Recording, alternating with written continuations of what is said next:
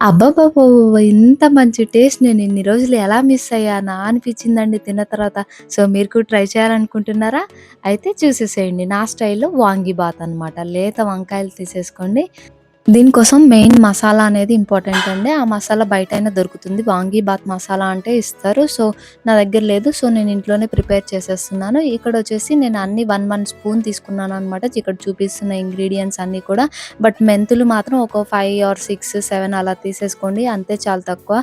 మిర్చి వచ్చేసి మీ స్పైస్ లెవెల్‌కి తగినంత తీసుకోండి. సో, నేను వాటన్నిటిని కూడా లైట్‌గా రోస్ట్ చేసి పౌడర్ చేసేసాననమాట. నెక్స్ట్ స్టవ్ పైన కడాయి పెట్టేసేసి తగినంత ఆయిల్ వేసేసుకొని ఉల్లిపాయలు, పచ్చిమిర్చి, పోపు గింజలు, కరివేపాకు, ఎండుమిర్చి, పల్లీలు అన్నీ వేసి లైట్‌గా రోస్ట్ అయ్యేంత వరకు వేయించుకోవాలి. అవి వేగిన తర్వాత మనం ముందుగా కట్ చేసి పెట్టుకున్నటువంటి వంకాయలు వేసి తగినంత ఉప్పు, పసుపు వేసి లిడ్‌తో క్లోజ్ చేసి బాగా మగ్గించుకోవాలి. మగ్గిన తరువాత లాస్ట్‌లో మనం ముందుగా పట్టి పెట్టుకున్న మసాలా ఉంది కదా! అది వేసేసి లైట్‌గా రోస్ట్ చేసుకోవాలి. ఎక్కువగా వేపేయొద్దు.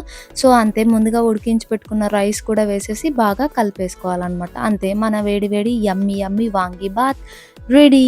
సో, చాలా టేస్టీగా వచ్చింది.